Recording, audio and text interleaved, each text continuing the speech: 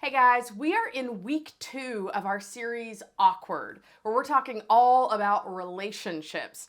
And I know that talking about relationships can feel super awkward, but I also think it's important if this is something that we talk about at church, because there is a lot of relationship advice out there, and some of it isn't very good. For example, some of you may have seen a TikTok that's been trending a lot lately that says, if men actually cared about you, then they would make these gigantic, grand gestures of love and affection. The phrase that is repeated over and over is, if he wanted to, he would. And I saw where this one woman who's in this TikTok where they're using this phrase, if he wanted to, he would. She shows up and in this room, there are dozens and dozens and dozens of bouquets of red roses. Is that a beautiful, wonderful, nice thing to do? Yes. But does that mean then that if someone isn't doing that for you, that they don't care? No.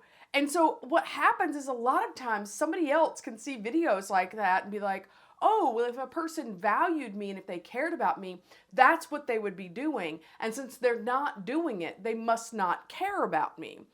Relationship advice like that is just bad. And I think it's well intended, but that can be really harmful. So we're going to give you some wisdom to help you navigate relationships in a healthy way.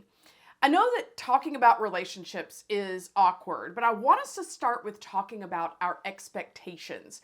Because that idea of if he wanted to, he would, it's all about the expectations that we have for the other person in the relationship. Many of us probably have an idea of what we hope dating will be like. Maybe right now we are wondering, I don't know if I'm ready to date, or maybe if I am, maybe you're not allowed to date, or maybe there's a pandemic and dating is pretty impossible right now. Or maybe, your friends are talking about dating a whole lot. Or maybe you're like, I don't really care about this that much right now. And that's okay. Or maybe you feel like you want somebody to notice you and you kind of like somebody, but that you don't feel like they know that you exist. And so we're thinking about dating, right? We're starting to form our ideas of what we think dating is going to be like. Now, we probably still have an idea of what we want that perfect relationship to be like. When we start dating, we have these expectations that we bring to the table of what we want it to be. And we think about, who we want to date, what we want the relationship to be like, and the kind of stuff that we want to do together. And we have a vision of what our perfect relationship might look like. And that might include things like, in a perfect relationship, they're going to want to take pictures with me, and they're going to want to post them on social media so that everybody knows we're together. Or in a perfect relationship, they're going to be my longest Snapchat streak and with that special someone. Or in a perfect relationship, they're always going to want to hold my hand. Or in a perfect relationship, we enjoy the same things like sports. Or in a perfect relationship, it's one where there's never drama, there's never conflict or disagreements. And all of that stuff is actually really important to consider. And I think when it comes to dating and relationships, we often forget what we should be focusing on, particularly at the start of a relationship. Sometimes our focus is on, if I had a perfect relationship, it would be all of these things. And so a lot of times what we're hoping for in a relationship are signs that other people find us valuable and worthy. We get really focused on what we want the other person to do so that we feel like we have a sense of value. We think that how they feel about us, if they do these things, like they take pictures with us and they want to hold our hand and they never disagree with us, that's going to make us feel like we have value and worth, that we would be happier and that our lives would be more whole and fulfilled if we could just get the approval and the affection of that one special person. Wanting that is totally normal. When we're attracted to someone, we want them to make us feel loved and cared for. That's totally normal. But if we're not careful, we approach them trying to extract certain emotions from them. We want to be loved and valued in a relationship, but it can become problematic if we start trying to manipulate someone else's feelings in order to make ourselves feel like we have value. For example, if I'm wanting to maintain that Snapchat streak with me and always hold my hand and constantly tell me how much I mean to you and take lots of pictures with me, what I am actually trying to do is feel like I have worth based on your approval and affections for me. I am trying to derive my own sense of worth and value from how you treat me. And so then what I can tend to do is to get overly focused on what you're doing and how you're treating me because I'm trying to get my sense of value and worth from you. And this is where relationships get really unhealthy because what's happening is we are relying on that other person for our sense of value. If they like us back, we feel like we have value. But if they don't, we feel crushed. And we start to say or think things like, no one will ever love me. Nobody ever likes me. I'm going to be alone forever. And the same thing happens if they don't reply to our text message or if they don't buy us something extravagant for Valentine's Day. We start telling ourselves, either I'm not worthy of love or you are the problem. You know, I thought everything was fine in our relationship, but you don't care about me because if you wanted to, you would. You would reply all to my text messages quickly. You would buy me fancy things for Valentine's Day. And that's what leads to a lot of conflict.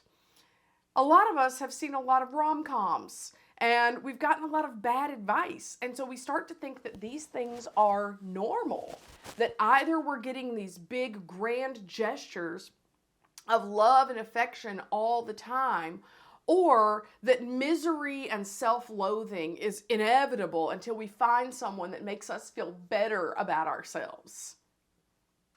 Yikes. Those seem like extremes, right? Like when it comes to dating and relationships, how do we get a perspective that is healthier than this? How do we get a perspective that is not overly focused on what the other person is doing to give us a sense of value? Well, there's actually some pretty old advice that might be helpful for us today. So a couple thousand years ago, a guy named Paul wrote a letter to early Christians in a town called Corinth. We refer to this letter as Corinthians. Now, Paul was a guy whose life had been completely changed by Jesus. And after encountering Jesus, Paul started sharing the message of Jesus with people all over the world. And one of the places that Paul had gone was to this church in Corinth. And after he spent some time in the city, he writes the people there a letter to remind them of what God says is best for them. And so we're going to take our cues from this letter because it's a reminder of what God says is best for us. And in this letter, Paul includes some sentences that can be really helpful to what we're talking about today. It's exactly the kind of stuff we want to keep in mind when we're talking about dating and relationships. You can find this in 1 Corinthians chapter 13, verses 4 through 7. So I'm going to read it for you. It says, "Love is patient and kind. Love is not jealous or boastful or proud or rude. It does not demand its own way. It is not irritable, and it keeps no records of being wronged. Love does not rejoice about injustice, but it rejoices whenever the truth wins out. Love never gives up. Love never loses faith. It is always hopeful and endures through every circumstance." So here, Paul lists what love looks like. He says love is patient and kind and faithful and hopeful and lasting. And when we think about that kind of love, isn't that what we all want someone else to give to us?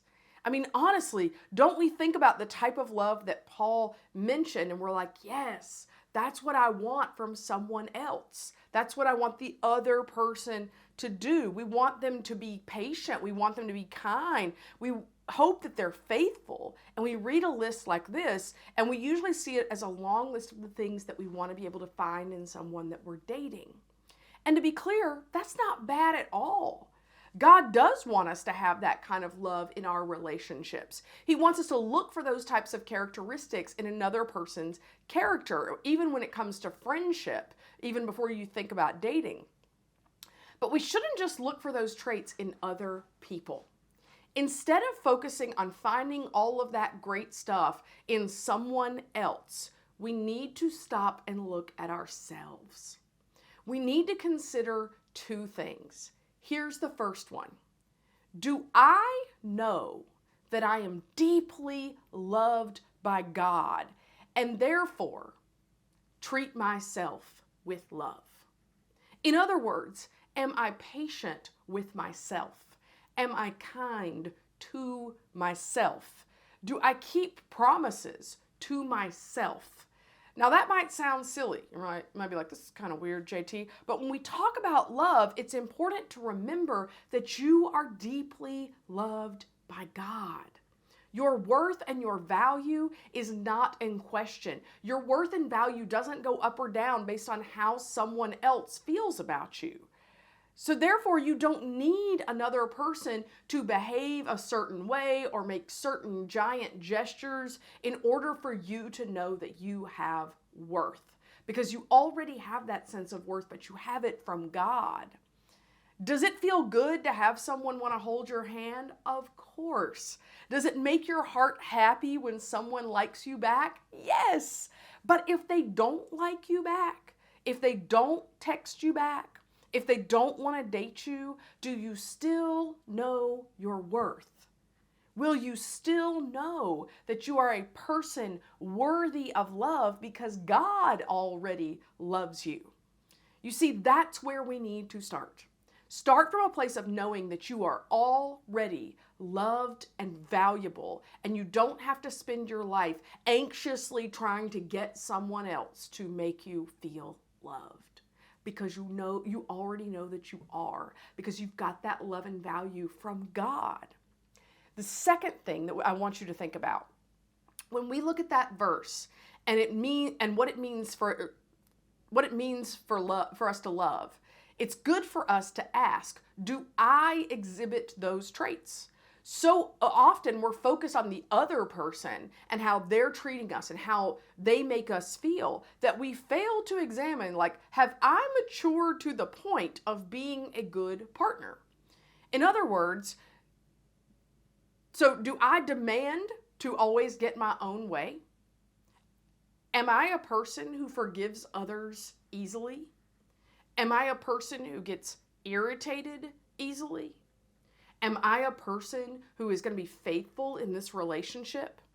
Becoming the person that God made us to be is so important. And it's a huge part of allowing God to develop all the great characteristics on Paul's list within ourselves.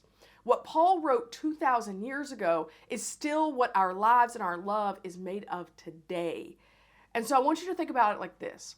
Focus on becoming love before you look for love. Make sure that you have become a person that can offer those things to someone else before you get overly focused on what you want from someone else.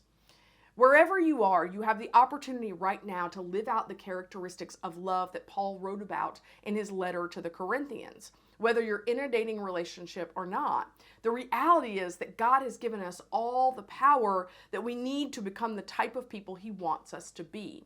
So instead of using dating as a way to look for the right person, let's focus on developing the characteristics of love that Paul described. Let's focus on becoming love before we go and look for it. So how do we do this? Well, I encourage you to pick one of those characteristics and focus on developing that in yourself. So maybe you could use a little more patience, or maybe you could be a little quicker to forgive, or you want to cut back on the rude comments that you keep making to the people that you actually love the most. So just pick out one of those characteristics and think about, how can I grow in that area? How can I become a person that's eventually going to be a good partner? And then practice what you pick. So try that. If you have a tendency to be short and snappy and rude with people that you love, work on not doing that. Practice giving compliments on purpose instead. Or if you tend to be impatient, work on growing your patience. And none of this is easy, but it can be so good. Real love takes a lot of work. and it takes a lot of personal growth. And if we're going to become love before we want to become love before we look for love, we're going to need to focus on those characteristics within ourselves that we need to grow.